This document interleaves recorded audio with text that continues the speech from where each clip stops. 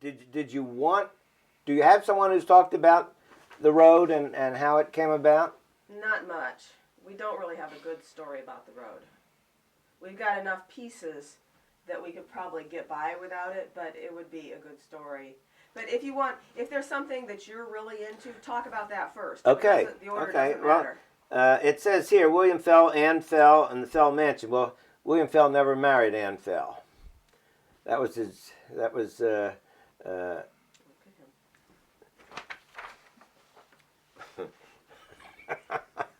feel a little silly doing all this. Anyway. I know I feel silly too, but that's because I look silly.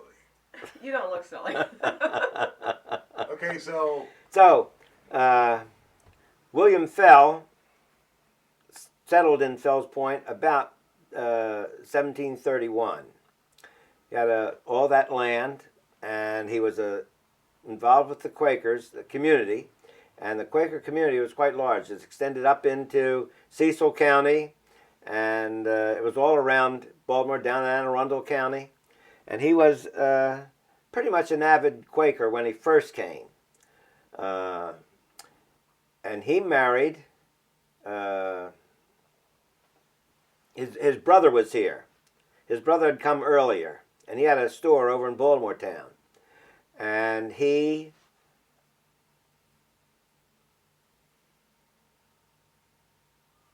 am I jumping ahead? No. Okay. The order doesn't matter because we can rearrange Okay. this. So his brother had an attorney who was John Bond. And John Bond had a whole gaggle of girls over in his house. And William Fell was here, and he was single, and he picked up on Sarah Bond, John Bond's sister. And he married her. And they had a gang of kids. And one of his kids he named Edward Fell after his brother. Because that's where it all gets confusing with the two Edward Fells. The first Edward Fell was William's brother, and the second Edward Fell was William's son. And so he grew up, and I guess there still weren't too many people, because when he came around to get married, he married his mother's niece, Ann Bond. So they were keeping it in the family. Yeah. Uh-huh. Anyway,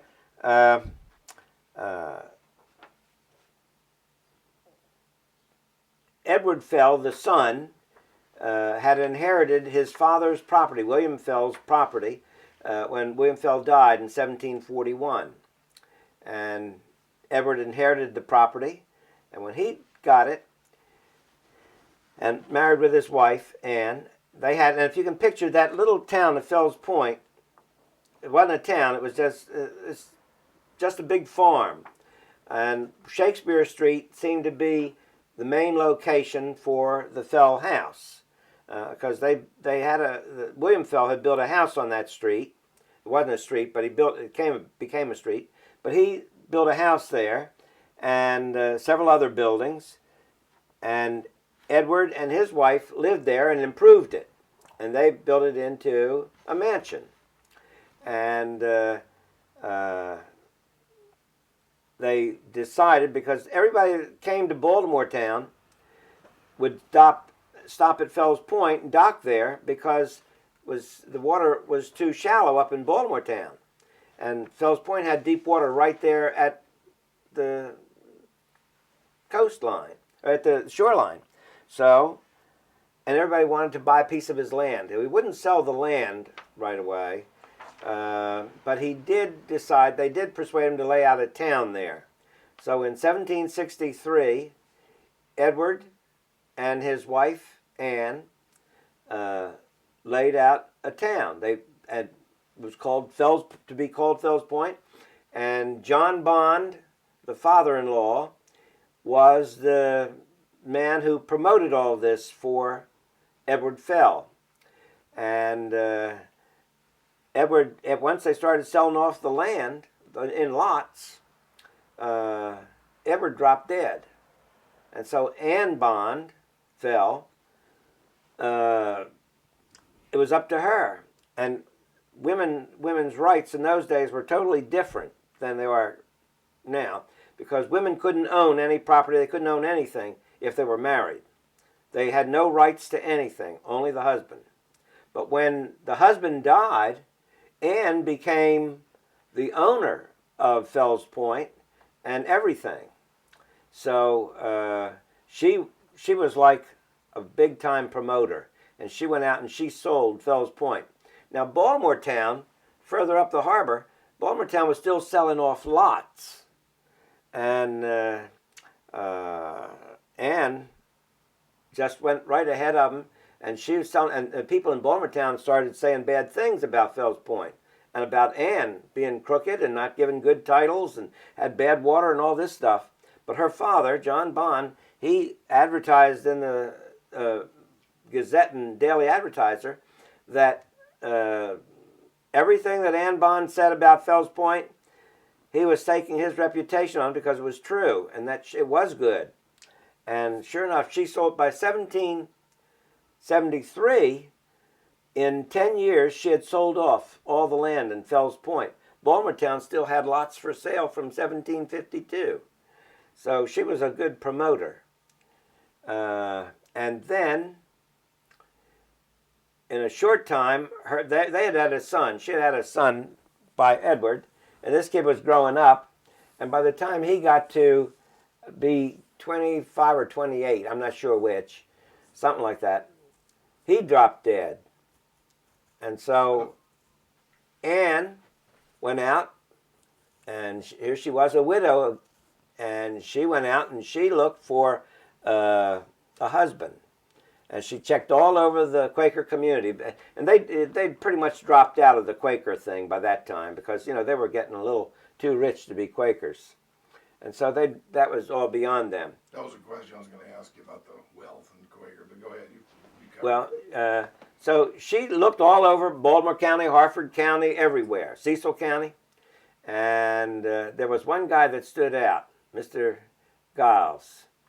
And Anne went and courted him and wooed him and married him.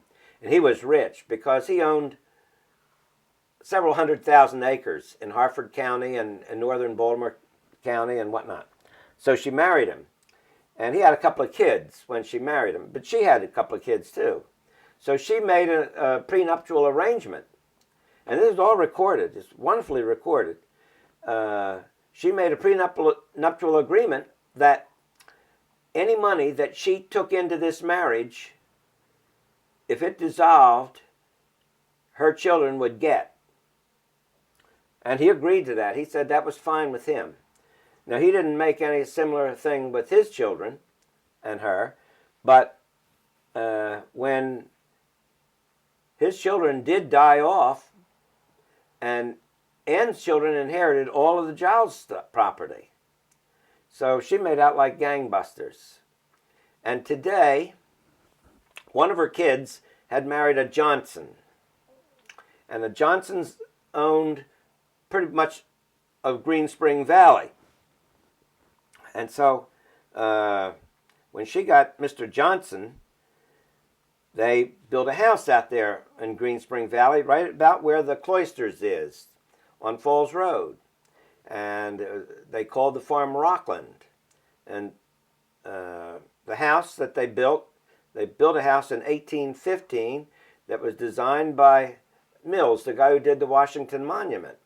And the house is still there, and the Fell Johnson family lives there still, because what they did, as they passed it down to their children, they all had to have Fell in their name in order to inherit the house. So Mrs. Robert Fell Johnson lives in that house today. And all the Fell stuff, the paintings, the silver, everything is in that house. Off the beaten path, just so I know who this is.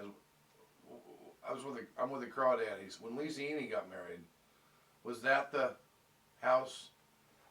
When who got married? Lisa Eney. Isn't that your relation? No. Lisa got married out at. It's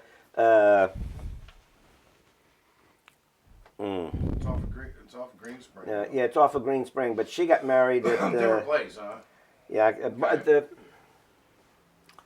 something farm. It's called the something or other farm. Okay, never mind. That's her. I'm thinking of That's her husband's family. Okay. Uh, I wasn't sure if that was the same house or.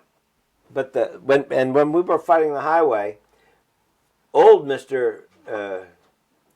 William Fell Johnson was still alive, and he was living there alone in this big house.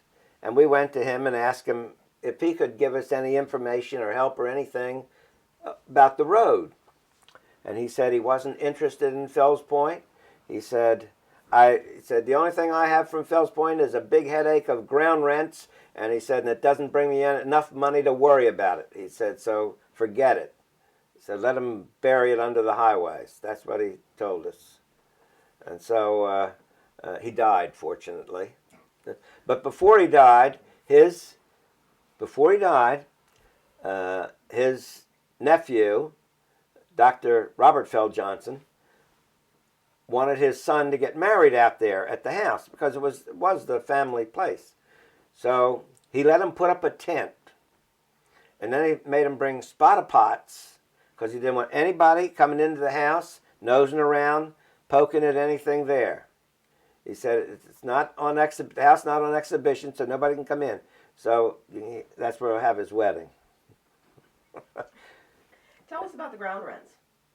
The ground rents. Ground rents. Okay, well, that was a thing that the ground rents were a thing that William Fell worked out with his wife when he was selling off, when he was planning to sell off some land. And so he informed his son, Edward Fell, how it would work. And the way it worked, if somebody wanted to buy a lot, they would buy a ground rent. And the ground rent said that you had to build a house within so many years, 2 years. If you didn't build within 2 years, you forfeited your land. But if you had a ground rent, you could go on. And instead of paying a full price for a house and land, you just paid for the house, and the ground rent, you paid a minimum fee each year. And so a lot of ground rents in Fells Point are by shillings. Still today, they'll say 2 shillings uncollectible, which means that's what it was then. And so the Fell ground rent became a pretty standard type of thing. And today, there are a lot of ground rents. I had a ground rent on my house on Thames Street that was $65 a year. And that $65 a year seems to be about what most ground rents are. And you can't sell them. You can sell them, but you can't just arbitrarily sell them at any price. They have a limited price that you can sell them for. And if I'd wanted to buy my ground rent, it would have been about $1,100. But at the rate of interest today, it wouldn't have paid to buy it. Just pay that $65 a year, and you'd be ahead of the game. And so ground rents are a pain in the neck. But the guy that thought they were a pain in the neck, well, he's no longer with us. Okay, now let's get to him. Was that enough? Yeah, I just need to. If you bring up something really unusual like that, it helps to have a little bit explaining it. What's the task force and development issues?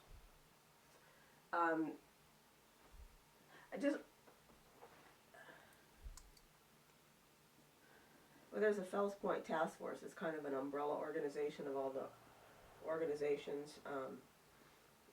I kind of put that on there. What do you want me to talk about? If he has something to say about it.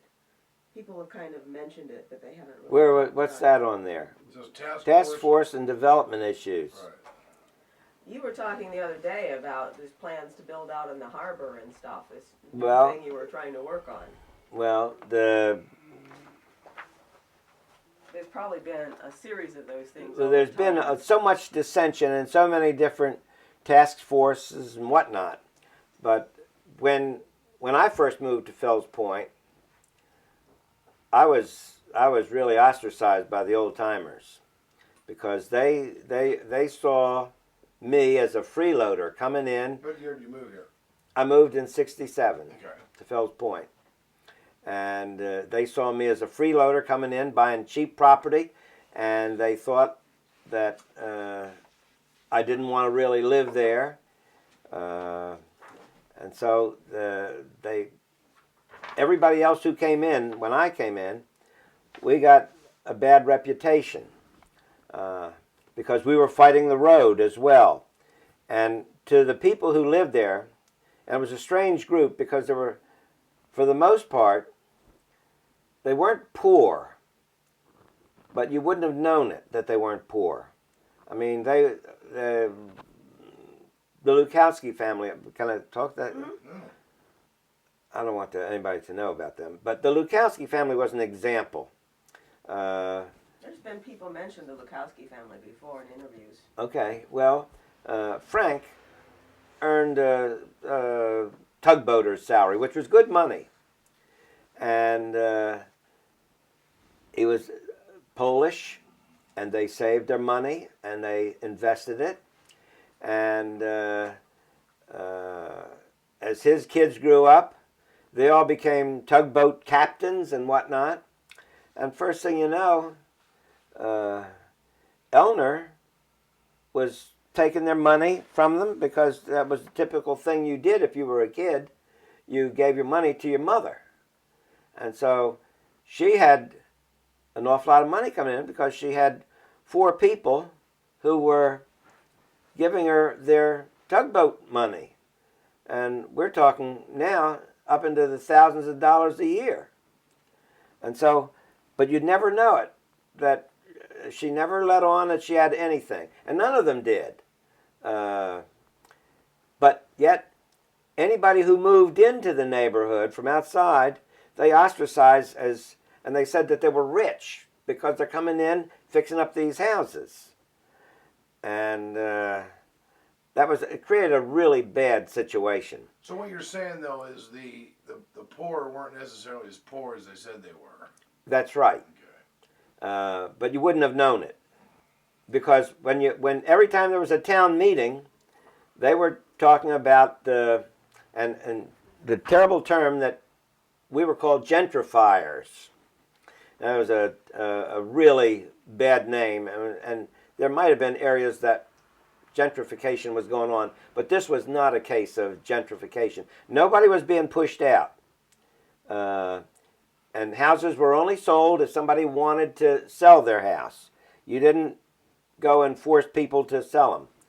But then the city did come along, and the city forced people to sell for the road because everything was condemned for the interstate highways, for 3 interstate highways.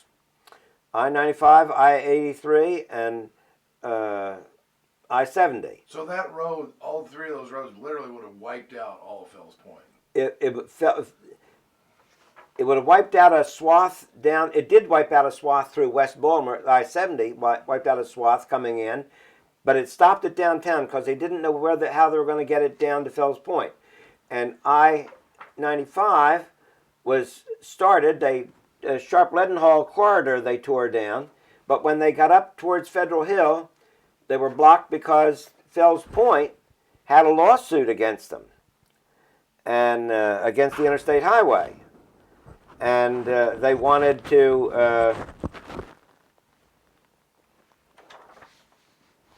But Mrs. Lukowski, wasn't she the one whose name was on that lawsuit? That's the way it ended up. Frank died. We'd put his name on first. The Preservation Society had been formed by that time. And we had people from Federal Hill and Fells Point in it. And we had a hard time getting an old Fells Pointer to join it. But we got Eleanor Lukowski came and Frank Lukowski. And Frank was a young man when he died. He was only 50 years old or so. But he was a pretty bright guy. And he understood what was going on. He understood what we wanted to do. And he agreed with us. So when Frank died, we wanted a name on the lawsuit that wasn't some Anglo-Saxon name. So we got Eleanor Dukowski's name on the lawsuit against Secretary of Transportation Volpe et al. You were talking, one of the things you were talking about was how people received you and how people viewed you as newcomers. Well, we were pretty much ostracized, and when you walked around the neighborhood, they sneered at you. As a matter of fact, Laura Norris, who had a business here, and she had restored a house here, but one of the priests at the church stopped her on the street and told her that he thought that she was one of Hitler's people working in this neighborhood against these poor Poles. And Laura was horrified. I mean, she had never even spoken to this priest before. But that was typical of what was going on. Was it a Polish versus non-Polish thing partly? Well, there were a lot of Poles here at one point. It was almost solid Polish when I moved down here. But that was rapidly dwindling because lots of people were selling their houses. And as they were selling their houses to the city, other people were saying, if you're going to sell your house, sell it to me. And some people did, but for the most part, they'd rather sell it to the city for $2,500 than sell it to somebody else for $3,500 who wasn't the city, because they knew that they were going to make money on it. And it was a strange time. People didn't trust one another. It was very bad. Now, take me, don't spend so much time on it this time because we've already talked about it, but take me through how you got on the historic register and what happened right after that. And, the Ag News story and everything. Okay. I think, had I talked about the need for the National Register to come about? Because I don't know exactly what I got and what I didn't. Well, unfortunately. that's an important part of it, because the National Register was a thing that came along to separate the bad politicians from the good. Because good politicians wanted Eisenhower's interstate highway system built in America. And that was a good thing, because we didn't have good roads between major cities. We just had like Route 66 West and something else. But the National Register was to provide all these great highways. And it was under Eisenhower's administration, and Eisenhower had been impressed by the Autobahn system in Germany that Hitler had built, because it was a great system of roads that connected, and you could go anywhere in Germany on great highways. Without speed limits. and Eisenhower envisioned us having a thing like that here. And the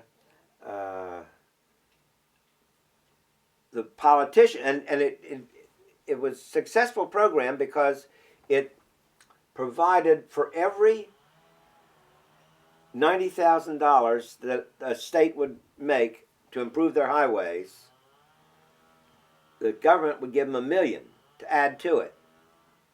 And so it's called 90-10 money. And once that started and really got going, and once all the crooked politicians who ran the contractors and the people in the cities, once they saw this, they then went ahead and jumped in.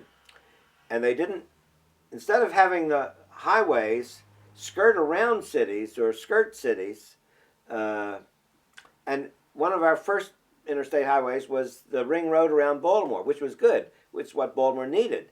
So if somebody came down, they didn't have to drive through the city, they could go around it. But they didn't do that. They wanted to come right through the city and take out slums and all this stuff. And so that was like, urban renewal money was hard to get. But 80-10 money was easy to get. 90-10 money was easy to get. And so that's what they did. They were going for the the big lump. And And you were telling us that Philadelphia had a really well, bad experience. and Philadelphia had a strange situation. Philadelphia was a city with more 18th century houses than London. And when the politicians in Philadelphia, crooked from the mayor on down, they decided that they were going to get rid of all that old slummy waterfront, which was loaded with 18th century buildings, taverns, and whatnot. And they did. They started demolishing everything to get that 80-10 money. And once they did, people all over the country who knew about Philadelphia were crying halt. And so this government then came up with this thing of the National Register. And what its purpose was, it was to stop federal money from demolishing places like that area of Philadelphia. But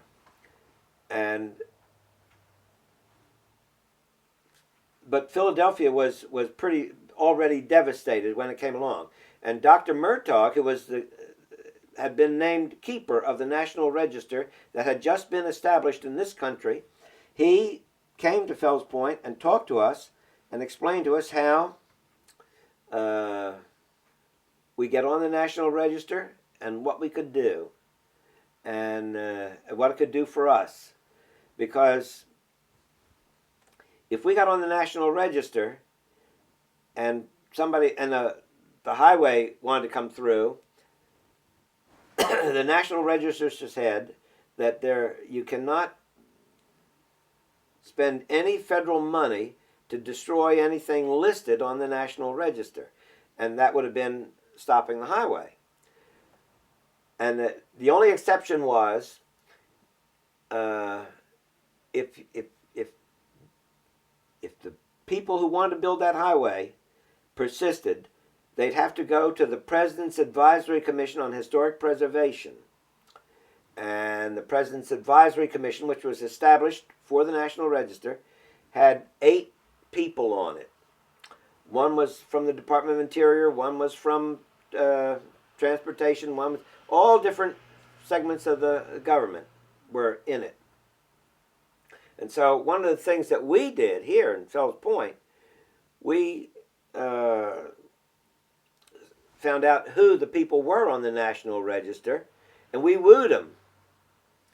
We brought them over here to Baltimore at night, and we'd take them to Hausner's. We'd show them the Fells Point area.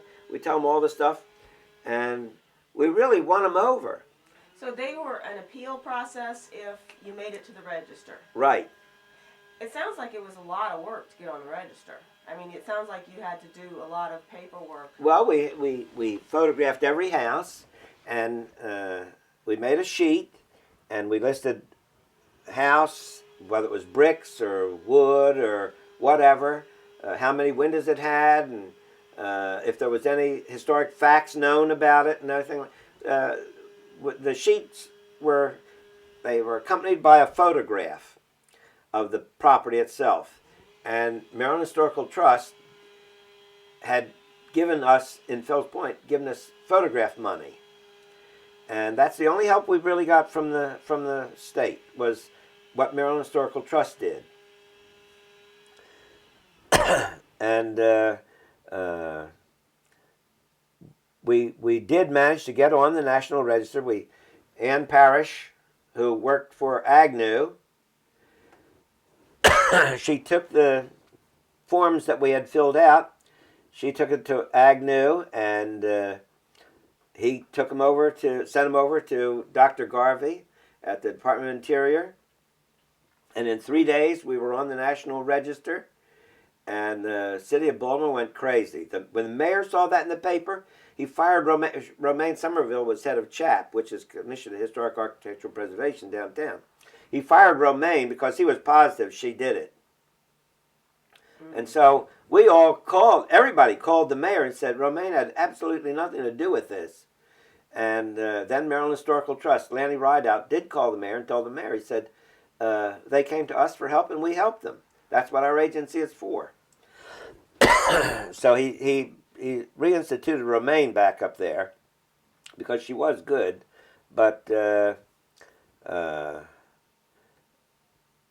contractors were furious with Agnew because he was so dumb.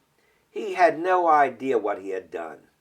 He didn't know that he had put us on the National Register for a community that's blocking his highway that he wanted to build. He was just doing payback to Anne. Yeah. For all her work. Right. Because she'd bagged for him for so long. She'd gone out and collected all that Greff money from the different businessmen, and she was still doing it even when he was in the White House. Wow. Unbelievable, isn't it? Yeah. And then I know we missed this.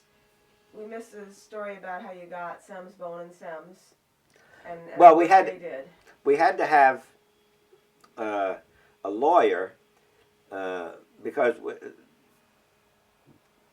we were going to sue the Department of Interior, the Interstate Division of the Department of Transportation. The city was going to just ignore you anyway. You actually had to file a lawsuit in order to establish. That's right. Right. But the city went ahead and condemned the property from Thames Street, south side of Thames Street, to the north side of Lancaster Street, 1 block wide, all the way across Fells Point. Now, did they do this after you made the historic register or before? Just about that time. Mm. It was happening just as that happened. And so what we had to do then was to test it. So we needed a lawyer.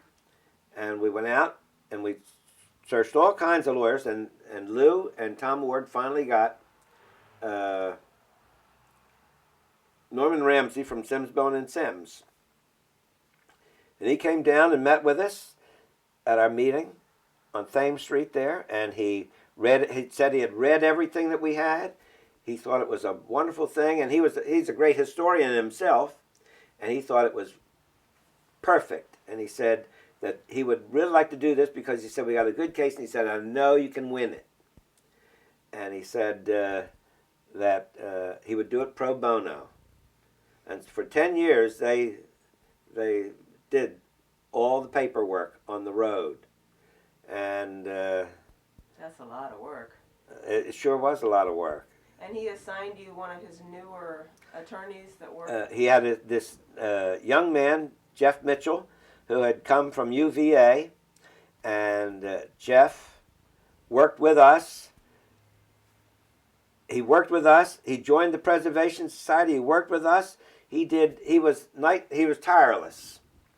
And he went up in the firm. They took him on up in the firm. But Jeff was a great guy and helped us tremendously.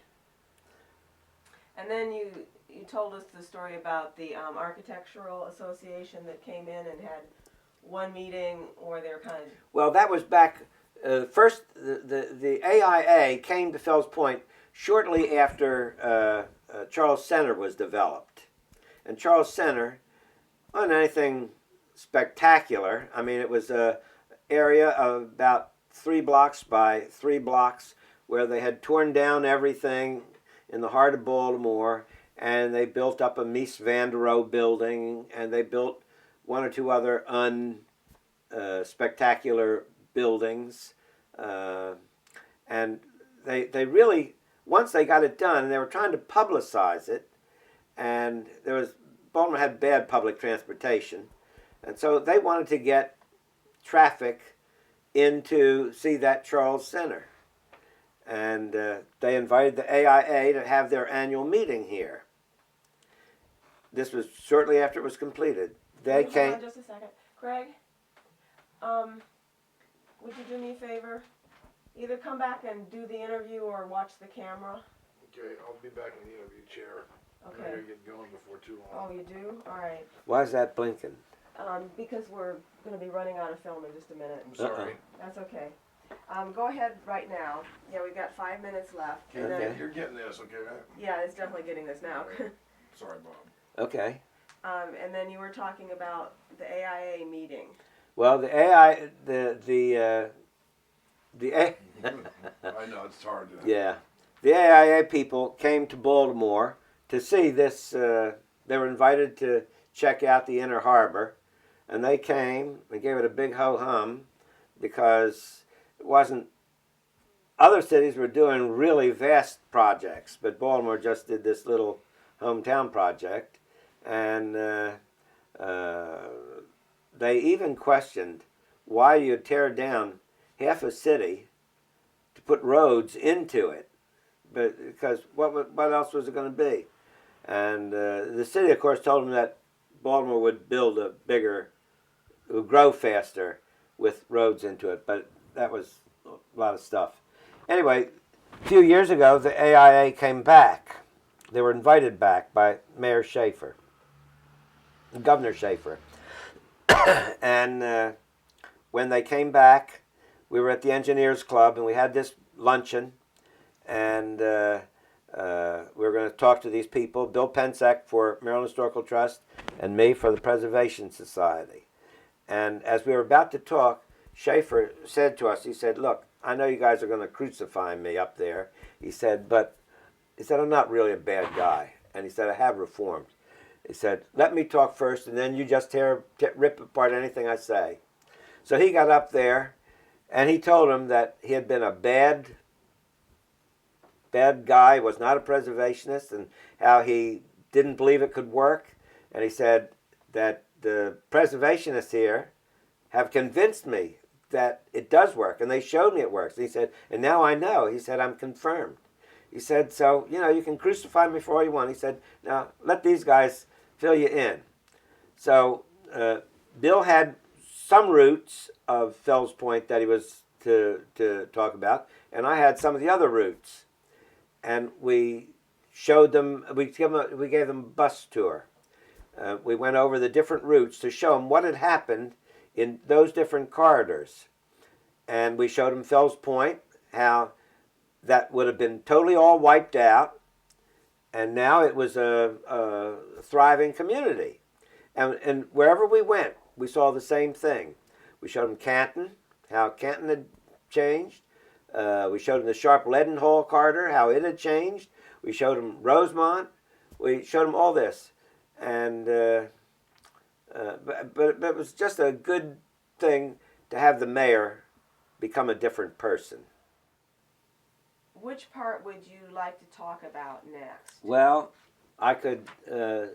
One of the things that came about once we had to adjust to the fact that we weren't fighting the highway anymore, but we had Fells Point with all of these vacant houses that were on the National Register. And we had told the city, our lawyers had told the city, that they were responsible for these properties because they were listed on the National Register, and if you neglected anything on the National Register, you lost it. And so what the city then quickly did, they put up a program to dispose of the houses. And they said that what they would do is sell the houses to the highest bidder. Now, this was after you won the lawsuit, or was it? Yeah, this was after the lawsuit now. Oh, wow. We're so not they dragged their feet for 10 years before they did anything about these houses. Right. Wow, Right. okay. Well, no, we had gotten we'd gone to them at one point, and so what they did, they rented them out to people. We had a big hippie village down here because they rented them for like $40 a month. And so the hippies came in and kind of fixed them up a little bit and did whatever they wanted to do to them. And At least they had occupants. yeah, somebody was there, and if the roof leaked, they'd patch it and that sort of thing. But anyway, we came to that point where we had to do something about the community, And so we formed I guess it was like a little community advisory board. And they'd have meetings, and they'd get people from this section of Fells Point, what do you want to do? And people from this section, what do you want to see? And then after the different improvement associations, so to speak, spoke up, then the city hired for us. It was our recommendation that we have an architect come in and tell us how we could unify this community, what we could do with it. Unify from an architectural standpoint? Or that, and how we could make it all look cohesive. Okay. And so they hired Lewis Sauer Associates out of Philadelphia to come down. And Lou came down and did things like tore out all of the parking spaces in the middle of the public square and put in that big plaza that you see there with the bollards around the edge and those big red granite planters around the edge to make it look cute and all that. That was the first thing that Lou Sauer did, and he tried to do other things, and he tried to make. One of the things he wanted to do and did, mostly successful. He took businesses out of the community. He recommended that we eliminate businesses from the community and put it all in one area. And in a way, that was a shame because it took away a private bakery, and there were little things, little businesses that had established throughout the community that make a community sometimes. But that wasn't a popular thing for him, and he didn't like that idea. So they'd be like in the middle of a residential area block or something. Right. And he said he put a limit on it that there could be one commercial establishment per block, which, that's kind of dumb because you like a corner grocery store or you like a this and a that. And anyway, that was the extent pretty much of whatever the community was involved in with planning, community planning. That was so it. What was the mechanism for doing this? Was it the urban renewal plan? The urban renewal plan, they came up with an urban renewal plan. They established one. And the city was establishing one for citywide. But Fells Point had its own. And ours jibed along with the city's. And the city had a good urban renewal plan. The city really did have a good urban renewal plan. But when Schmoke was mayor, he just disregarded it completely. Because one of the things the urban renewal plan said was they didn't want to see tall high-risers on the harbor. They wanted to see them further back inland and have the buildings on the harbor be at the scale of people and walking people, because the urban renewal plan envisioned people walking around the waterfront, and they envisioned a walkway all the way around from Fells Point all the way around to the Industrial Museum over there. But Schmoke didn't see that as essential, and so he just busted it all up and let John Patarakis build Harbor Court Hotel on the inner harbor, almost falling over it and all that stuff.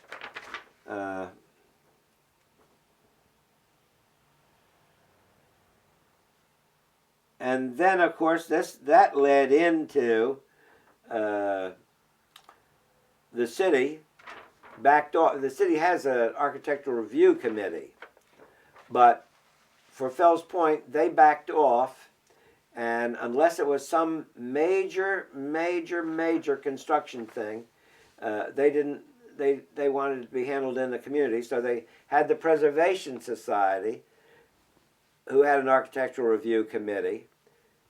They let the Preservation Society's architectural review committee be the means of saying yes or no to this house or that house color or that door or this. And that was not such, it's still in effect, but it's not a good system. It's not good because it's not enforced, or it's not good because it doesn't Well, work very efficiently? the Preservation Society has a difficult time. If somebody does do something bad, and the Preservation Society says so, the city doesn't want to help them with it. I mean, if it's some other community, the chap is assigned to be the arbiter in that case. But for Fells Point, it doesn't work. Anyway. So, as the Fells Point was being reconstructed, were there still like the old Fells Pointers and the new people? Was that Well, still there going weren't on? too. By the time this now, and we're talking here almost 20 years. Very few of the Fells Pointers' children ever stayed in Fells Point, the old Fells Pointers. Why is that? They just didn't want to be part of this. They wanted to be out in the suburbs. They were making big money, and they wanted to live out in the suburbs. Okay. And they didn't like the idea of fixing up Mom's old house and living in it. So they moved out to the suburbs. And even the new people that came in, when they had children and babies, only two families, well, there were three families stuck it out.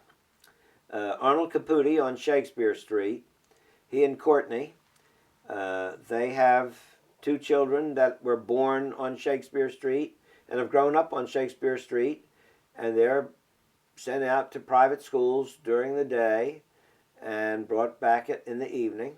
Arnold is an architect, and his wife is a lawyer for Sims, Bow and Sims. Or no, for Venable Beach. Ah, okay. And that is now.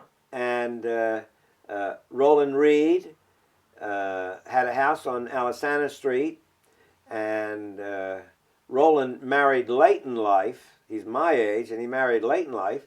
He married a wonderful gal who's a technician at Johns Hopkins now. And Roland had 5 kids. And he stuck it out until he finally went bankrupt. And he's out. And Tony and Laura Norris, they restored a house on Ann Street, and they restored a house up on Broadway. They restored several houses that in the time that they've been here. And their 2 kids were born here and grew up here and still live here. So they're the only ones. Now, those are from old-time Fells Point families? No, There's people they're from your era that came after 60. Okay. After 66. They came after 66. So, as for any other old-timers, now there's one that came back. Andy Mazurek and Joanne. Andy was born in the house next door to Tony Norris on Ann Street. And his mother had sold the house to the city. And when Andy found out that his mother had sold the house to the city, Andy was working for a construction company doing high iron work. And he said to his mother, she was dying, she was ill. He said, "I wish you hadn't sold it because I would like to have bought it and fixed it up. I'd like to live there." So his mom told the city agent that, and the city agent was delighted to hear somebody wanted the house. So they shifted all the rules, and they let Andy buy his house. And he bought his mother's house. And Andy then married Joanne, Polish girl, and Andy's Polish, and he married this Polish girl, and they came over to my office, and they wanted to know all about the house they owned. And I helped them find the history of the house, and went through it with them. And we took orange paint, spray paint, and we marked every piece of woodwork that was 18th century. And Andy said, "This house is almost complete." And he said he wanted it. And so then he came back to me, and he started working on that house. And he came back to me and he said, "You know, I went through the house next door. House next door, it had the roof removed, and water had run through it for a number of years." He said, "You know, it's got more original 18th century woodwork in it than my house has, his own house has." And so I went with him and looked, and I said, "You're right, Andy." He said, "Well, I want to get this house and restore it too." And so I helped him, and he went to Maryland Historical Trust. And they came, they looked at what Andy had done on his house, and they saw what he wanted to do to the house next door, so they let him restore that house. They sold him that house cheap. He got it very cheaply. And today, it's the most successful bed and breakfast in Baltimore. It's always filled, and Which they one is that? on Ann Street. Ann Street Bed and Breakfast? Ann Street Bed and Breakfast. Not Sealy's, Mhm. Ann Street Bed and Breakfast. And they went to Williamsburg, and they looked at houses in Williamsburg, and they talked to the people that were in charge of decorating Williamsburg and all that. And then they did the same thing up at Winterthur in Delaware. They went there and they researched, and they really were tireless. They did a lot. And Joanne called out all these 18th century recipes so that when they have people who come, if they're nice people, she'll feed them breakfast, especially on the day that they leave. And she fixes the breakfast with everything. It's like soup to nuts, got meat, everything in it. They're really great people, and they have a wonderful establishment. But now I've heard from other people that we've interviewed that there were some back and forths between the people that were investing in their houses and the people that didn't have such a big investment, and there was this takeover of the community association at one point by Steve Bunker's group, and there was the parking wars, and there was the guy that owns Birds of a Feather. He had this sign, "Park Free or Die." Oh, there always was, as the hippie group in Fells Point. They never liked the people who were restoring their houses. That was a bad thing. They saw that as a bad sign. And they called it gentrification. When you restore a house, you're gentrifying it. And the Preservation Society's take on all this was, these buildings were saved because they're historic, and guidelines were put on them, what had to be done. If you agreed to buy the house, when you bought that house, you agreed that you would follow those guidelines to do the house. And I have here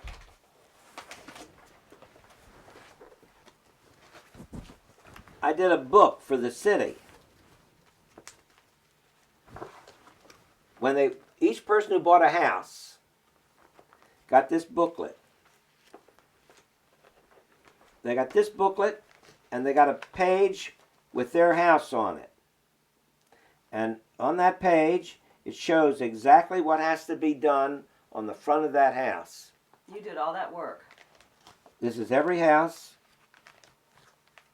I know, because we found our house in there. Oh, did you? Yeah. Okay, well, anyway, so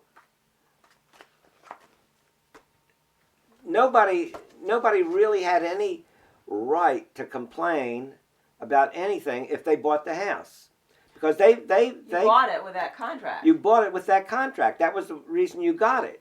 Now there was a lot of houses though that weren't owned by the city that weren't affected by this, right? Right. And well, there was no problem there, because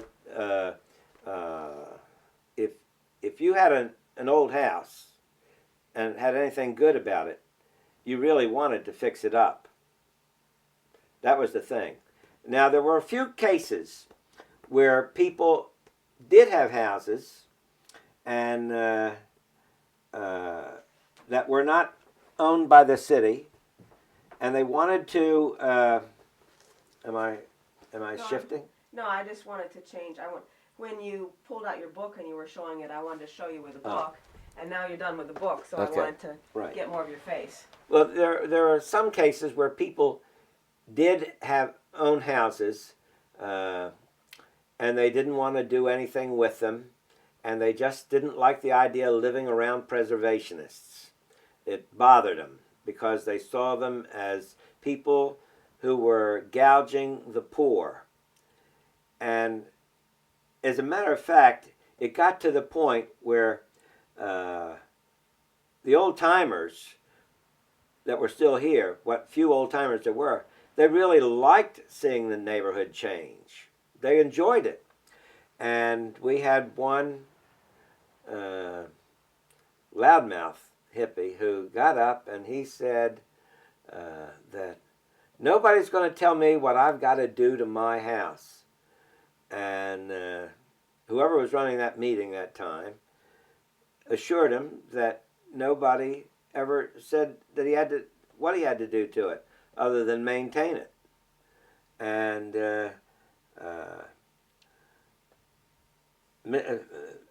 Julie, I can't remember Julie's last name. She was an old time lady here. She was about 80 years old with bleach blonde hair and curlers and all this stuff. And she was a loud mouth, but we called her Curlers. And she got up when this guy was talking this time, ranting on. She got up and she said, "Listen, you," she said, "I know where you live, and you don't even have a bed in that house. You sleep on the floor." And she said, "We're not that kind of people in this neighborhood, and we don't like people like that in this neighborhood." He never spoke up ever again. He never came to another meeting. He moved. Sounds like you didn't have much to move. Well, what was the parking thing? What was the issue over the parking? I've only gotten real... Now, you're talking about the parking passes? Yeah, I mean, I know Bob Keith worked on the parking issue. Yeah. What I understand, I guess, is that as people came in that bought these houses and were fixing them up, they also tended to have one or two cars, and sometimes there was parking problems, and the people that were down here before, maybe they didn't even own cars or something. I don't know, but it sounds like parking was just something that tore the community apart. Parking has always been a big major problem in Fells Point since almost the beginning. Parking your car, where do you put it? And so when the city came along and offered residential parking, each homeowner was entitled to one parking space on a street, not a sign, but one. They were entitled to park on the street with their permit, and they were given another permit that they could keep in their house in case they had a guest come, and the guests could use that parking permit. And I've never known that to get out of hand. Okay. Uh, Maybe some people felt it more than others. Here, let's go back. Unique aspects of Fells Point architecture. what's that? Unique aspects of Fells Point architecture. Well, the unique things about Fells Point buildings are things that were caused because of Fells Point's location. On the water, there was there are no alleys behind any of the houses in Fells Point, all the way up to almost to Eastern Avenue. There are no alleys behind houses. Along Broadway now, there are alleys behind the buildings, but on the cross streets, they didn't have alleys. And so you had to have a means to get to the back of your house if you had a cow or a horse or whatever. And so houses had tunnels or alleyways, whatever you want to call them. Squeeze guts. It's the rounded arch walkway that goes to the back of your property, and that was one thing that was noticeable about Baltimore houses down here. They all Now, is had that that. related to what you said before, that this was the Fell family farm? I mean, there was active farming going on when a lot of these people were, you know, they had, I mean, you mentioned cows and horses and things. Well, people did have cows and horses, but they kept it in their backyard.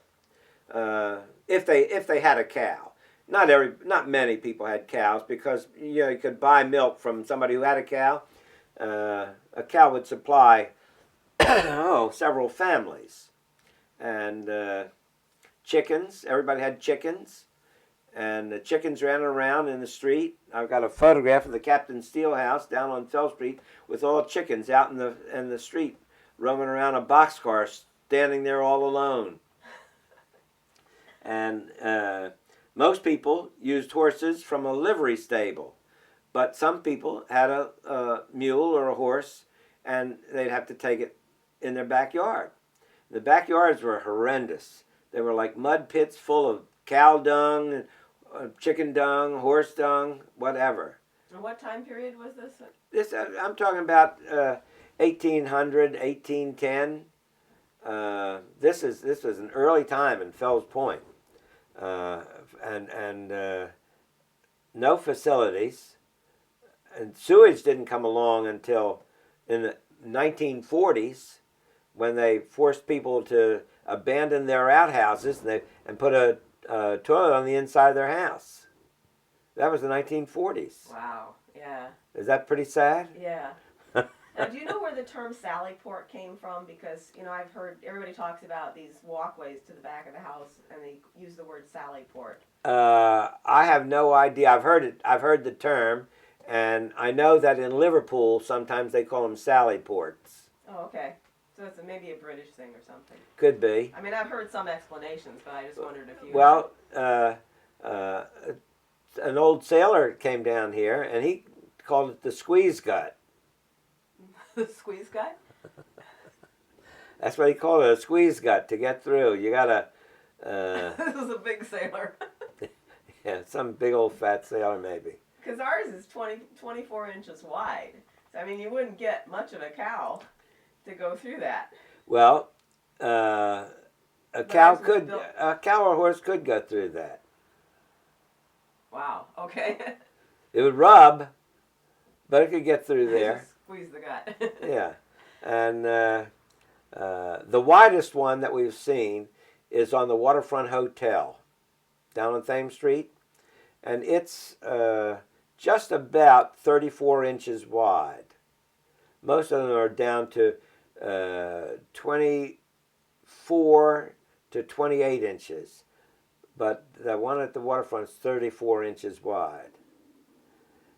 And now, when you've talked before, you talked about some houses that were owned by ship's captains and things, and these, you know, seem to be really big houses. But then it sounds like a lot of Fells Point was poorer. well, there were different levels of houses in the houses in Fells Point, starting with the minimum house, which would be something probably 12 feet by 12 feet wide, because that's the width of the lot.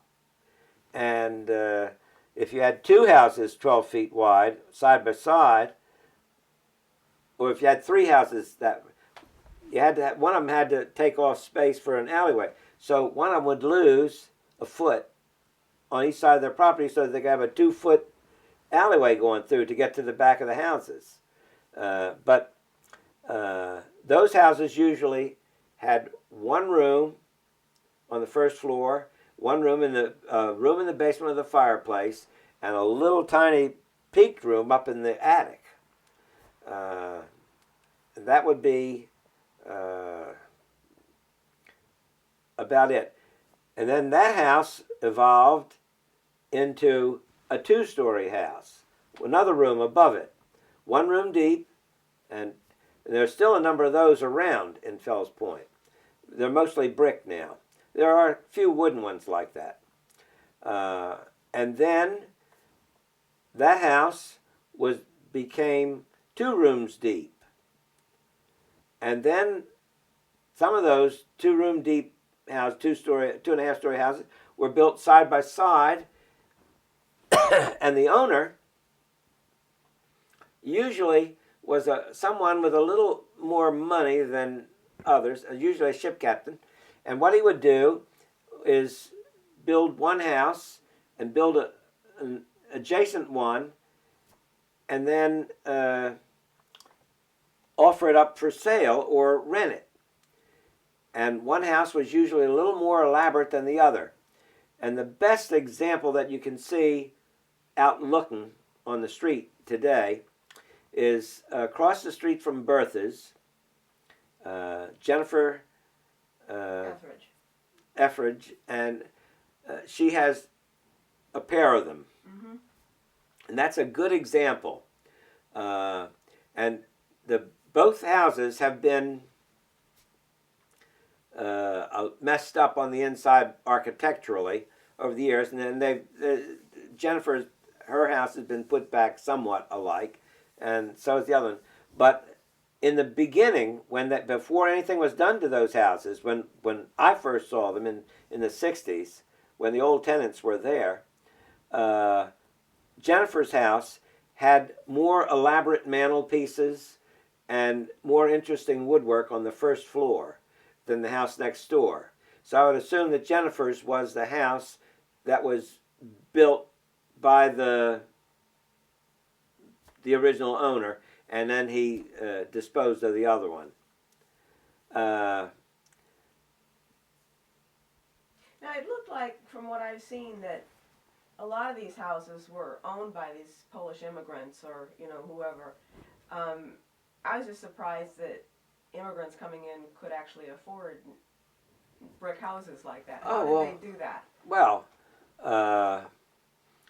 now, when you talk about the Polish immigrants, they're almost the last wave, because the first were the Germans and the Jews.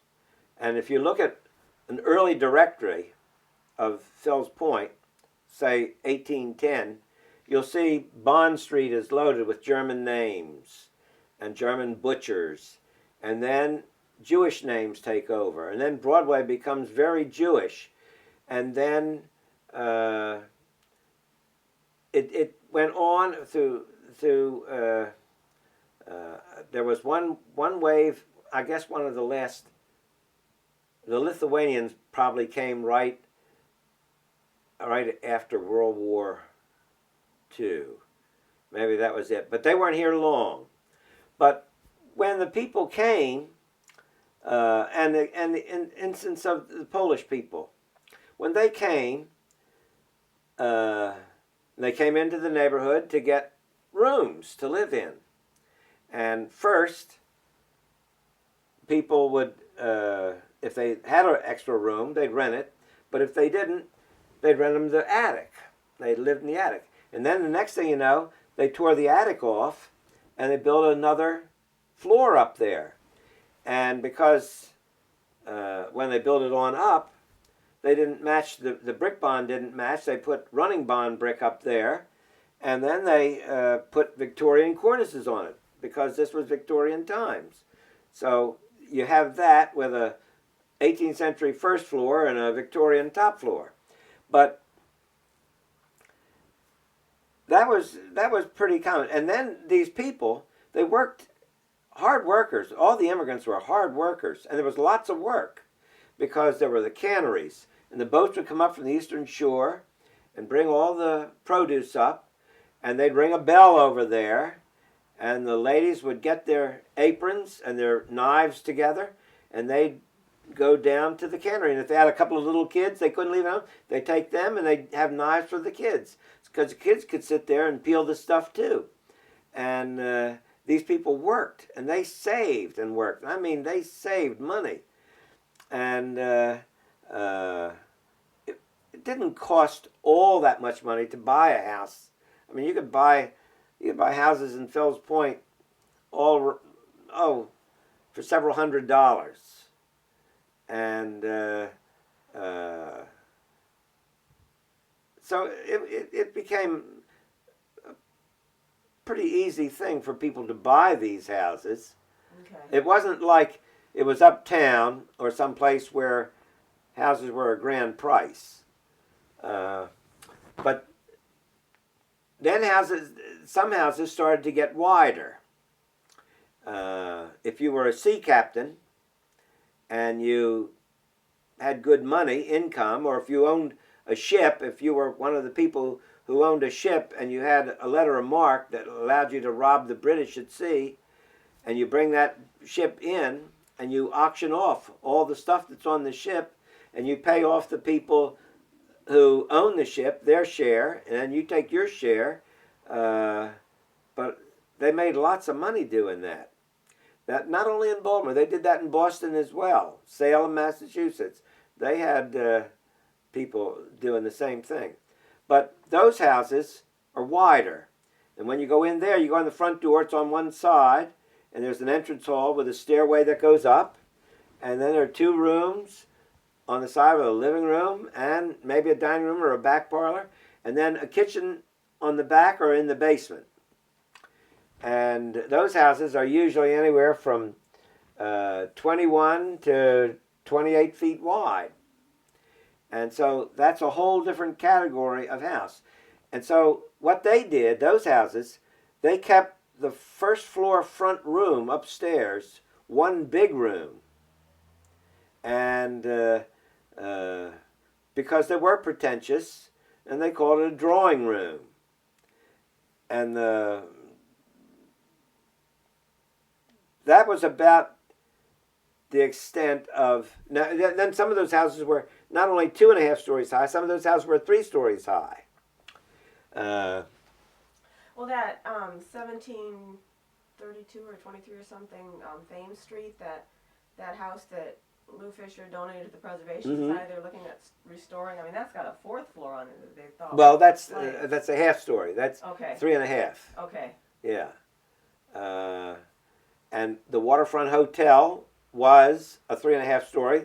And in 1910, when they were tearing down the recreation pier, tearing down the property to build the recreation pier, they photographed the Waterfront Hotel with its roof still on. It still had a 4th floor up there, an attic floor. And the Captain Steele house has the same. Herb Zintak's house on Ann Street has lost its top floor, but it was a wide room with a top floor. The Captain Winning house on Bond Street, it still has its top floor. There were a number of houses that were 3.5 story high. Now, you talk about these houses, and you say Captain Winning house, and this and that. And then I've heard Roland Reed's house referred to as the Roland Reed house. Well, that's...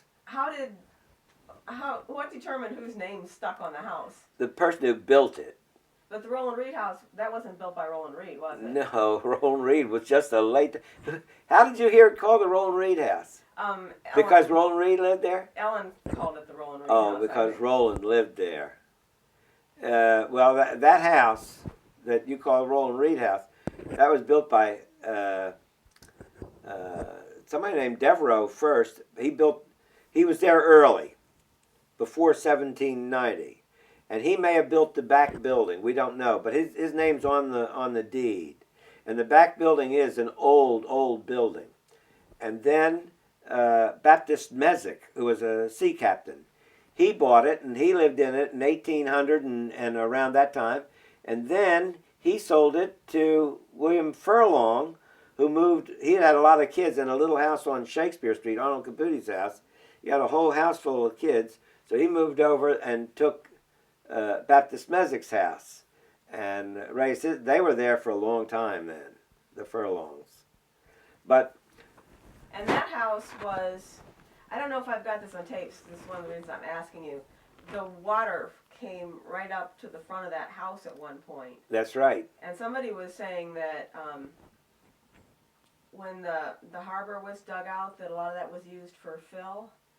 And Fells Point was built up that way? No, No? no.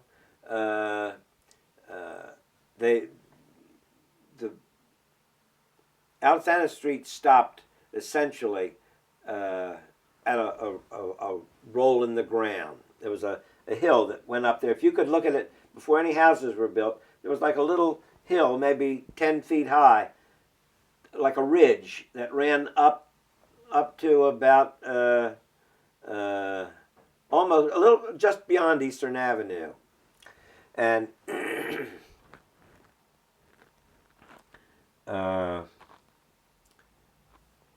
when those houses at Roland's house, there are three houses together. The two of them have garages underneath. Then there's Pearl's Bar on the corner. Well, the houses on Wolf Street there were built at regular ground level, but then where this rise was, these houses, the next three houses, had to be built up on the rise. And then when the street was cut through, they left the front doors up there, and so they just put garages under too. And in Roland's building in the back house is 5 bays. It's flashing again. Oh, it's flashing. Go ahead. I think, let's see, we've got 4 minutes left, so finish Okay. your...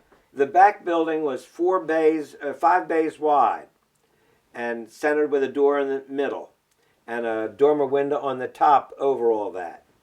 And it's Flayed and Flemish bond, which is a front thing. You don't put that on the side of a house or the back of a house. And so that may have been the first building there. And then when Captain Mesick lived there, that front building that's on Alisana Street, that has a Flemish bond front on it. So that probably was built after the back building. Okay, well, I have here when the Film Mansion was sold. And it was sold in 1793 on August the 2nd, 1793. And it is a very clear description of what was there, because there are back lots that go all the way through to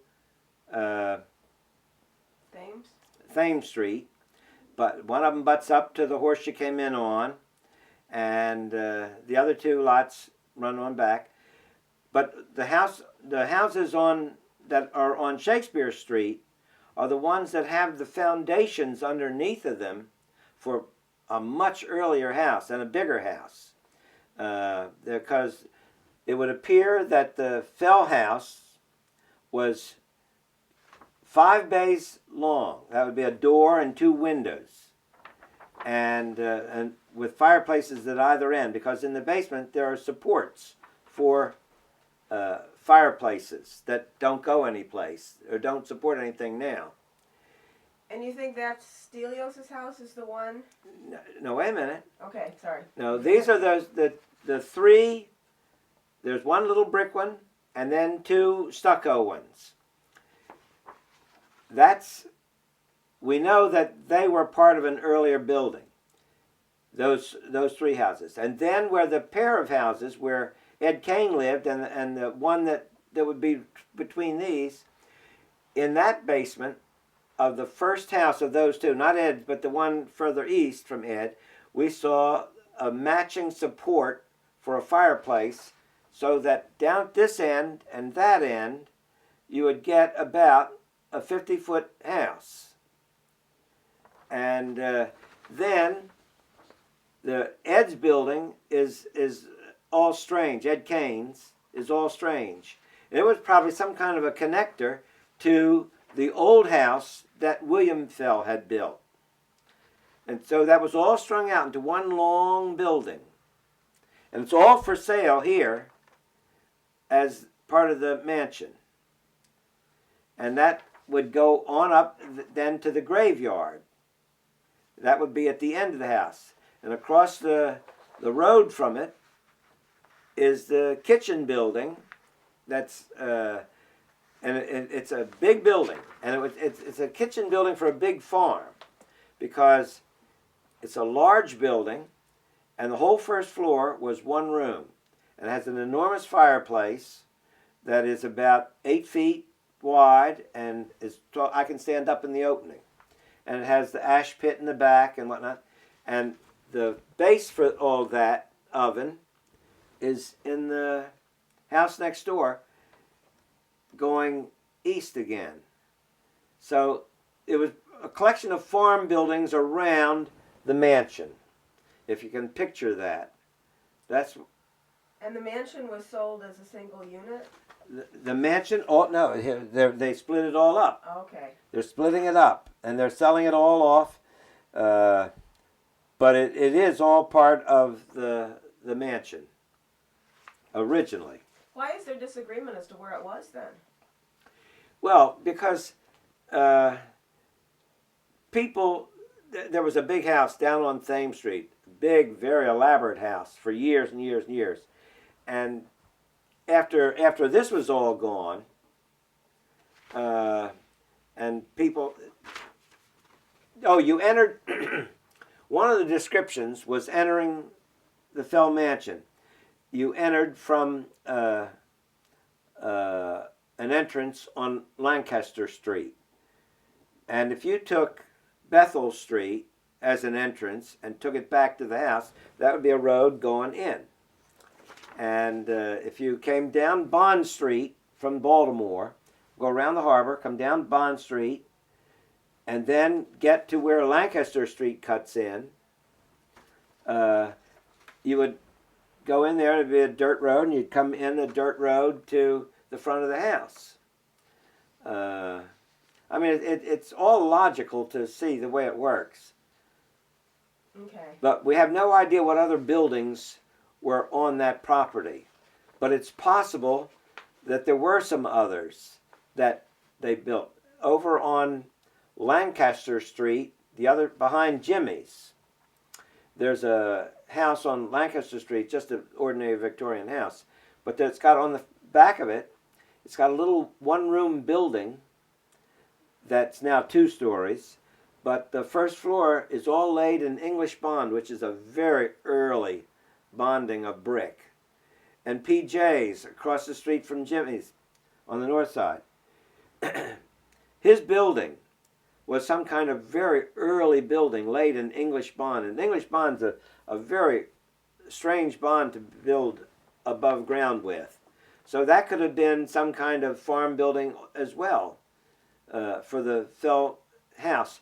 But the mansion is definitely here, because this is a local ad of that day, 1793, and here they are selling off all that property on Fells Point, consisting of the lots on which is erected Fells Mansion House and sundry other buildings, as hereinafter described, divided for the convenience of the purchaser as follows. So I just wanted to get that straight. Yeah. And down on Thames Street, this big building that I mentioned down there, after everything was gone, people used to say this, the most elaborate house in Fells Point, and it probably belonged to William Fell. And then later, people said William Fell. It was William Fell's property, and there's no reason to believe that it's William Fell's property. As a matter of fact, the house... Which building are you talking about? It's gone.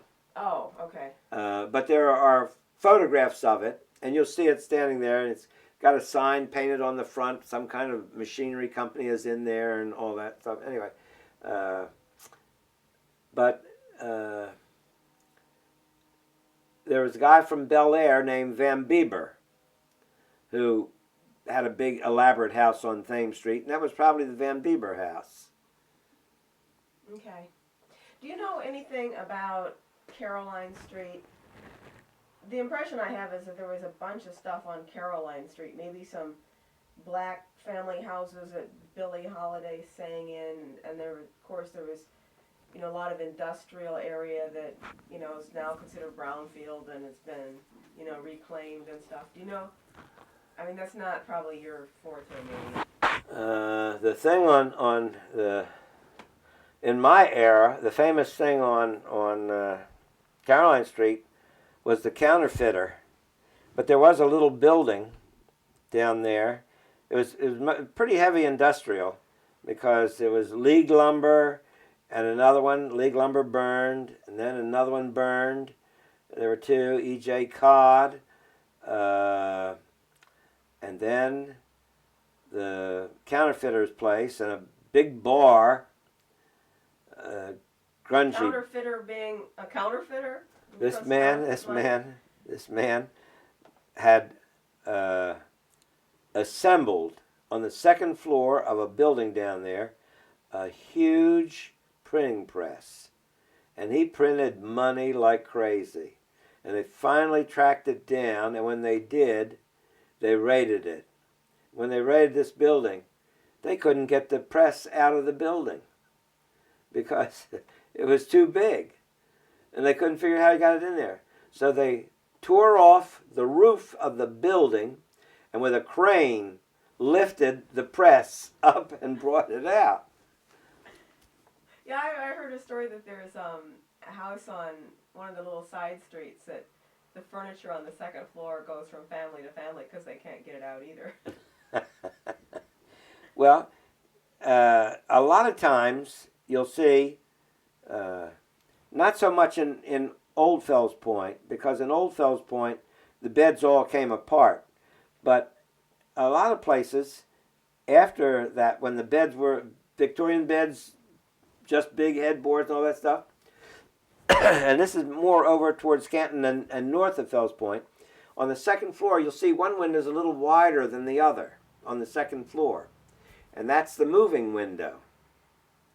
Oh, wow. And that's called the moving window because you take that one out when you move and everything goes up through that window. Mattresses, box springs. Well, that's what we had to do with our house. Oh, did you? The windows are the same size, but a lot of the stuff on the second and third floor has to come in the front window.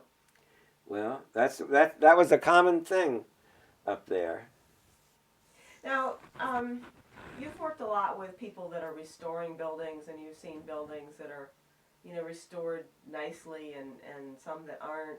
And you probably have some strong feelings about that. If you had a message for a new homeowner coming in that, is buying a building that's pretty old, as to what they should think about or what they should do with it? Well, if somebody buys a house in Fells Point and they want to restore it, I'd advise them first to check with somebody at the Preservation Society to get what organizations you get the best tax credits from before you do anything, because almost all the tax credits only apply if you apply before you mess it up. Because if you go ahead and mess it up, then you're not very likely to get a tax credit. But the tax credit can be a big asset to you. But I think I would do that first. And then I'd tell them to seek advice either from Maryland Historical Trust or from Baltimore City CHAP to find out what about the house is significant. If it's got good woodwork in it, or if it has certain features inside that should be retained, things like that. Now, does these organizations have information about the individual houses, or the homeowners should bring them in to look at the house? The homeowner should bring them there to see the house. Right. Okay. And not take the word of their contractor, because the contractor is going to tell you knows it all. But if the contractor goes in and messes up the house, you don't get a tax credit. And I don't know of many contractors who really know what they're talking about. So that I advise them to seek advice before they tear it up. And Maryland Historical Trust is very good about all that. And the Preservation Society can generally find somebody qualified to go and look at your house and certify it. Tell you what's you should keep, what you should not mess up. Any other thoughts?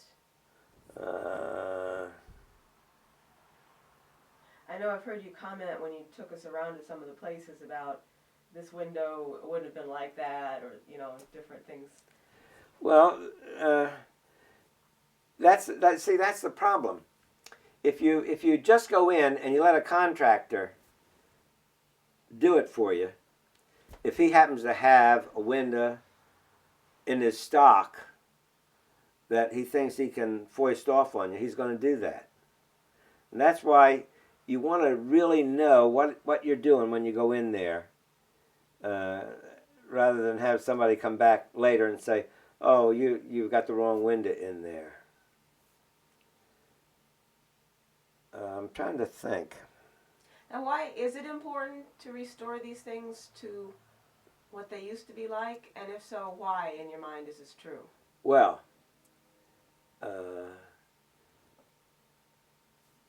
if you determine if you buy a house in Fells Point, if you buy a house that is significant, it would be better, it would be more advantageous for the owner to have a house, if it has significant architecture, to restore it rather than mess it up, because in the long run the value will go up and up. But if you mess it up and just make a muddle out of it, it's not going to accrue other than the property value for how much the ground is worth. There are certain things that you do to old houses when you restore them. You try to put the windows in that were the original windows, because a lot of times when you see an old house with like 1/1 windows, it looks like somebody's staring at you blindly. I mean, it doesn't work just to do a little bit of this and a little bit of that. I'm rambling now because I don't know how to word what I want to say.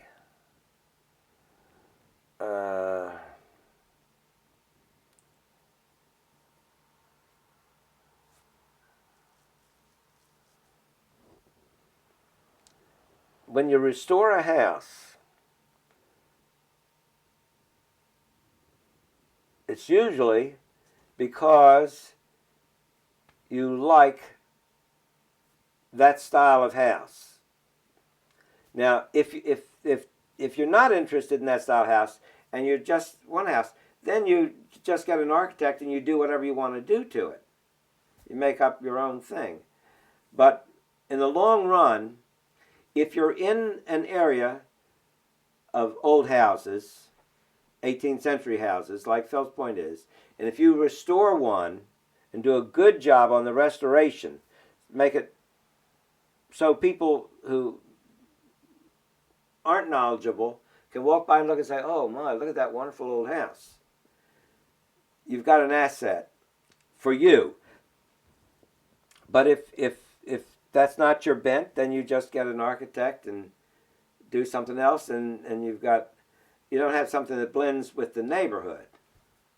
I don't know how to explain what I'm trying to get at. Do you want to talk a little bit more, or you want to go on to something else? We'll go to something else. If you think of it, then let's come back to it. Okay. One of the other things that I have here, and I don't know if you feel like talking about this or not, Uh-oh. but I've got a list of buildings, and most of these are, some of the bigger commercial buildings, although some aren't. And I know you've talked about the Roland Reed House. But are there any of these buildings that you feel like you can talk about? Well, the London Coffee House is a tragedy. Tell me about that. The London Coffee House originally was built in 1771, and it operated as the London Coffee House up until 1805. And I saw this with my own eyes in the archives down in Annapolis. And the London Coffee House, over the years, someone had built another floor onto the top of it. They tore the roof off and raised the walls up. And It if was you originally 1 story? no, it was 2.5. Two It and was- a half. it Okay, was so two it was and a one half. of those where the third floor was Added. stuck on the top. Okay. Right. And it was a significant establishment in Fells Point because a coffee house was like all kinds of business would be transacted there. And all the ship people, if they had goods that they were bringing in, if they knew of some shipment or whatever, it centered out of the coffee house. That was like the big hubbub of the neighborhood. And here was the opportunity in Fells Point to restore this thing. And people said, oh, you couldn't restore it because it had another floor. But the Longhouse was exactly the same way. The Longhouse had another floor on the top, and they went inside and they took the bricks off, matching the line where it comes down in the attic of all these houses. You can go up in the attic and you can see the line coming down where the roof's been raised. You can follow the bricks right down. And that's all you do is to remove that and then look at the beams in the roof that's on the house, because frequently what they did, when they took the rafters out, they just sistered them together and used them for the roof. And you see it, and they all have Roman numerals on them and whatnot, and holes through where the pegs went in. You see all of that up in there. But Struver, the people who did this restoration on this thing, it's not a restoration. People who worked on that building didn't do anything. They just sent workmen in there and told them to make an apartment in there. And that's what they've done. Terrible. Terrible. Should be shot. That's what Tony Norris said. The building should be shot and saved. Yeah, I've heard criticism of the way they did the brickwork too on the outside. Oh, it's terrible. Terrible. At least it's still there. For what that's worth.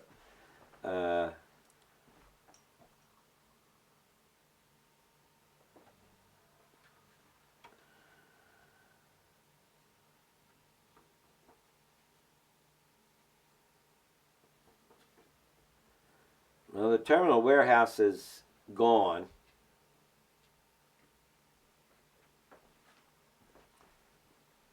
Bond Street Wharf has taken its place. That building called Bond Street Wharf. That's built where the old terminal warehouse was. The recreation pier is a wonderful building. Have you been up inside? No, I've seen the shots of it. When they had that community meeting, I had a class that Kraig got an assistant, and they went up and videotaped a lot of that meeting. Well, there was a ballroom on the second floor that was exquisite. And when I say it was exquisite, it was as nice as the ballroom in the top of the Belvedere Hotel, if you've ever been up in that one. Mm-hmm. And over the years, the recreation pier, when it was a kids' recreation center, they put plywood all around the walls and put a basketball court in there. Where the ballroom was? In the ballroom. Now, they didn't really hurt the building that much because that's all been ripped out, and now there's all sort of junky sets for were junkie sets for Homicide. That's pretty much ripped out now. It wouldn't take a lot to restore that ballroom back because it's magnificent height and just wonderful. And the Preservation Society, to call attention to the building, we had the first and second Harbor Ball there, which the Harbor Ball was an annual thing for a few years. And we had the Harbor Ball there, and it looked wonderful because at night, with everybody, it was in June, and with everybody in summer tuxes and the light inside of pink and blue light and whatnot, and all the tables, everything, it just looked wonderful. It was a great setting. And the recreation pier offered, I mean, it just lent itself to that whole magical kind of thing because people who owned boats had their boats drawn up to the recreation pier, and they had dinner on their boats, and had guests come and join them, and the others who lived in the neighborhood had guests come to their home, and then everybody went down to the recreation pier for the dance part. It was good, and the music sounded wonderful in there, and that's what it should really have been back in that building. So the acoustics are nice in that ballroom. Right, it was wonderful. Do you know why did the city build that building to begin with? It was built as a recreation pier. It was built to house several needs. First, it was built to house the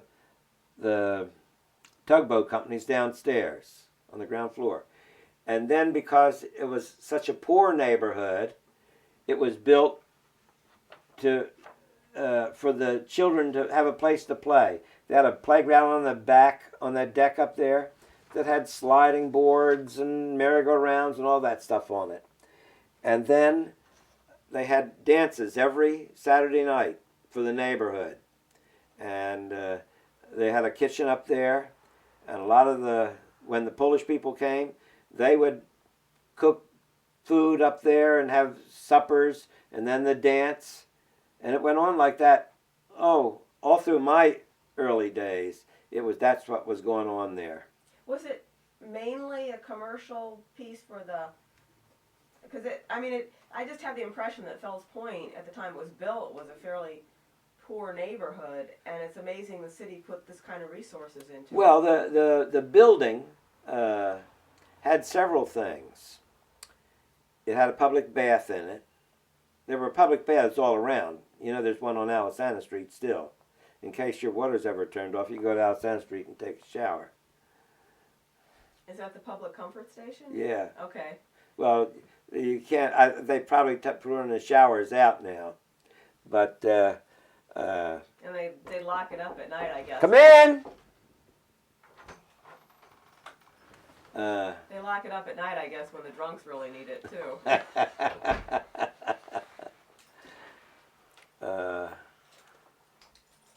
We're kind of just winding down. Bob's looking through the list of buildings we have and looking at whether he feels like he can talk about any of them.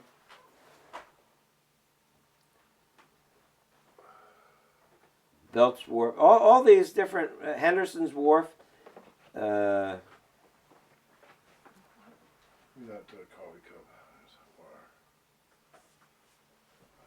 Belts Wharf.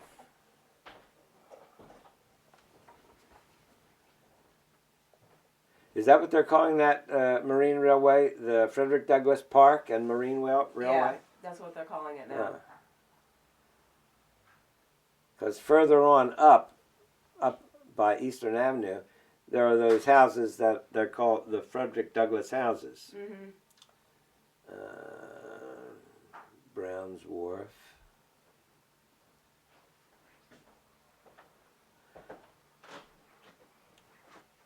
Well, those first two, the George Wells House and the London Coffee House, they're disasters as far as I'm concerned. Yeah, you talked about the George Wells House.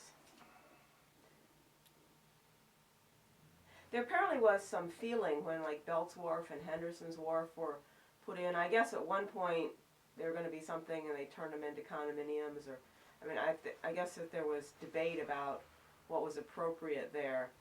And then some people have said that there was concern that the people that moved in there wouldn't really participate in the neighborhood because they would be.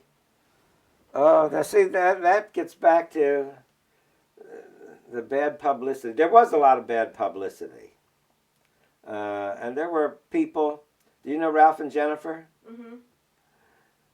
They were not good publicists for the neighborhood. Oh, well, I don't know. Maybe I'm thinking about different people than you. Ralph and Jennifer lived in one of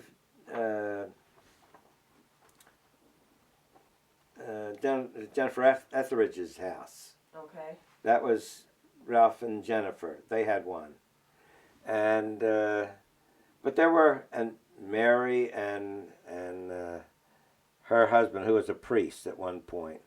All these different kids who came out of the 70s that had lived in the houses, and then they had the opportunity to buy the house at a cheap price, but they didn't buy it, and they were all dysfunctionally dissatisfied, and I don't know. It was a strange thing. I never paid too much attention to it, but I was always a victim because they had a newspaper, and I was Mr. History. Just like now. They gave me this column that they wrote for me. It wasn't mine. They gave me this column, and it said, "Ask Mr. History."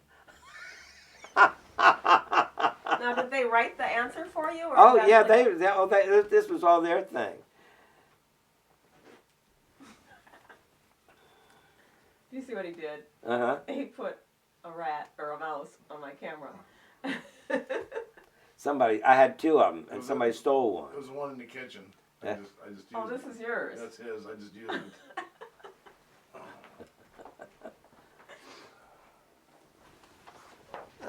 You want to quit? You must be getting tired. I'm trying to think where. I'm dragging him on forever. I thought this would be overdone. This is, this is a lot of stuff. Yeah, I know. I think PJ is going to be like this on Friday too. Oh. We got an interview with PJ on Friday. Do you? Yeah, he's going to do it at the back of the Whistling Oyster.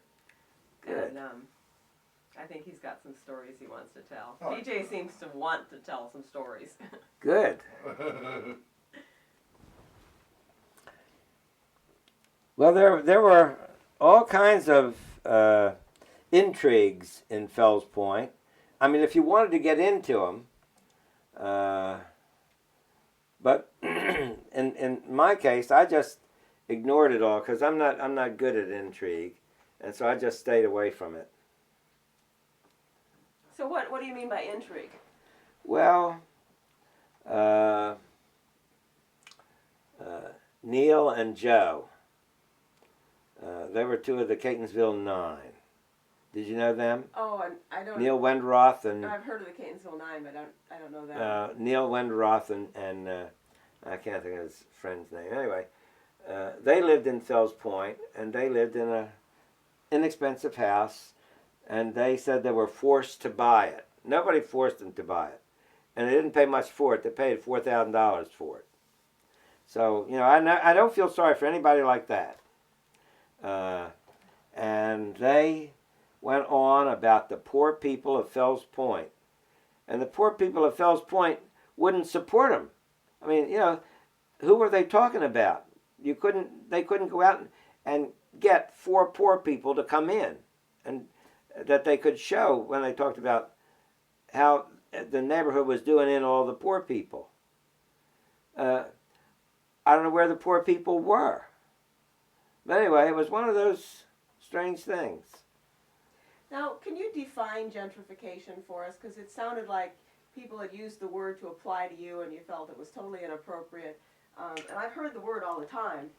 Gentrification is when Goldsecker, the realtor, or a developer, philanthropist, whatever he is now, would go into a neighborhood and buy up properties and then put undesirable people into those properties and have people then go to the neighbors and say, look, you want to sell this? I'll buy it from you and buy it cheap. And then fix it up and change a neighborhood that way. That's gentrification. This was Edmondson Avenue at one point, was starting to go that way by Goldsecker, but it backfired on him. Remember Edmondson Avenue? No, but I think I know where you're going. Go ahead.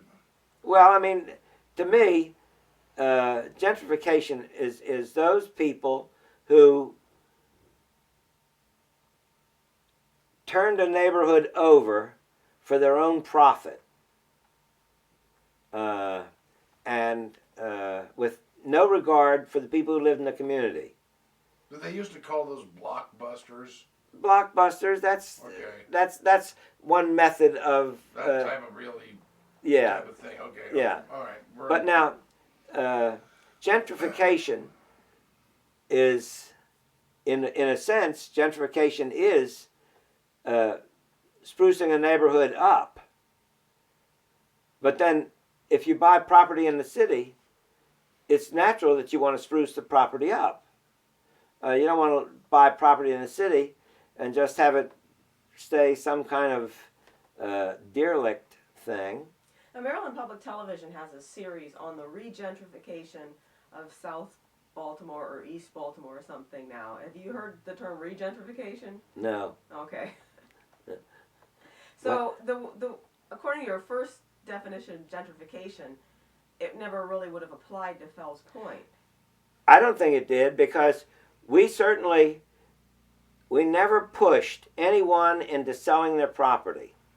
We begged people not to sell their property. We tried to get homeowners to go with us to City Hall to fight City Hall. But the homeowners had this old-time thing of telling us that you can't fight City Hall. You're not a good citizen if you do that. And that was a difficult thing. But yet, in the neighborhood, we had all these people that we thought we had done them a favor getting them into those houses. We got Bob Eney to rent all the city-owned houses out. And but the people, once they got into those houses, they didn't want to see anybody save these houses to restore them. That was not what they wanted them for. And like Ralph and Jennifer, on next door to Jennifer Etheridge, they bought that house on the condition that they would restore that house on the exterior and then on the interior bring it up to code. And that was all that was specified for the interior, was bring it up to code. And I mean, Jennifer is living proof. Jennifer Etheridge, she bought that house, and there were bedrooms upstairs where the ceilings were down, had never been put up, they'd fallen down, and I mean, it was a mess. But yet they went around the neighborhood sneering and making slanderous remarks. I was never involved in any of that, other than being Mr. History. But they would go around and they'd make remarks to people that we were just in it for the money. And I did make money when I sold my house in Fells Point, but I didn't. I lived there for 20-some years. Do you think there were people in there that were people of the group, you know, that you worked with to save the community that were in it for the money, or was everybody, you know, pretty much like yourself? Well, if anybody was in it for the money, I think it would have been, you could have said Lou Fisher. But Lou generally liked old houses, and she wanted them saved. And she went out of her way to help people buy houses to fix them up. So, but Lou did, and she bought up a number of early houses, which she sold to people if they said they would restore them. And she didn't gouge them. The most expensive one Lou bought was $7,000, and she bought it. That was the Captain Steele house, and she was going to sell it to me. And then I decided that I couldn't buy it because it would cost too much money to restore it. This is 1969. It would cost me 68. It would cost a lot of money to restore it. And I didn't have that money. And so I found Dr. Hepner wanted it. And so Lou talked to Dr. Hepner, and he could afford to do it, and he bought the house, and he paid Lou $9,000 for it. And that's not excessive. And when the Preservation Society asked people to buy houses in the path of the expressway to show them that you don't like it, Dick Gatchell bought a house on Thames Street, and I bought a house on Thames Street, but I wanted to move into mine, and I thought maybe Dick was going to move into his, but Dick then came to me and said, Bobby said, you want to buy it from me? He said, I just bought it because they said buy a house on Thames Street. He said, so if you want it, I'll sell it to you. He sold it to me for exactly what he paid for it. I mean, you know, and when Tony and Laura Norris, I'd gotten Barbara Mikulski to buy their house first. And when Barbara wanted to get rid of that, she told Tony and Laura what she wanted and said, find me one, we'll swap. And they did. They found a little house up Ann Street. Barbara took that, and they swapped it. I mean, that's not the nasty part of gentrification that when you talk about people coming in and gentrifying. Okay, we're just about to run out of film, and I remember when you were, when we were interviewing you on the street, you started telling Kraig was asking you the story of how you got here, and I said, well, let's do that, when we're inside. So do you want to kind of wrap up the interview with a story of how you got here? How I got to Fells Point? Yeah, and why you came. I came to Fells Point because when I was a kid, living in Baltimore, I went to art appreciation classes at the Baltimore Museum every Saturday morning. And then one day they brought us down to Fells Point and they showed us, we were talking about early Baltimore houses, and they showed us Flemish bond brick, and they showed us this, and they opened a door. We had to get permission from our parents to come. That was that long ago, and we were kids. And they opened up a door to a house and showed us this black and white marble floor, old, dirty. But they were telling us that these had been sea captains' houses, and she was showing us different balusters and things. And I was very impressed by it, and it stuck in my mind. So later, when I was working in New York, and I got an opportunity to come back to Baltimore to work, I said I wanted to do it because they gave me a good offer to move to Baltimore, back to Baltimore. I came back, and I went. I said I'm going to go down to Fells Point and find one of those old sea captains' houses and fix it up. And I got down there, and I found Lou Fisher was already in looking for houses down there. And so that's how I got involved in Fells Point. And then they said it's all going to be destroyed for an expressway. And we said we got to do something about that. So everybody got together, and in February of '67, about 20 people from Federal Hill and Fells Point got together at Lou's, and we formed the Preservation Society. And it was a go from there. Neat. And the thing that Norman Ramsey did when he was representing us, he told us he said there are no good histories of Fells Point. He said he couldn't find any, he had a big library, but he couldn't find any good histories of Fells Point. And he said what you have to do is go to the libraries and look through books and find as much as you can about Fells Point that we can put it together to make a history. He said because the people who are going to be criticizing us, they're going to have all the assets and they're going to know all the history, and we won't have it. So that's why history became a big important part. Baltimore history became a big important part of my interest.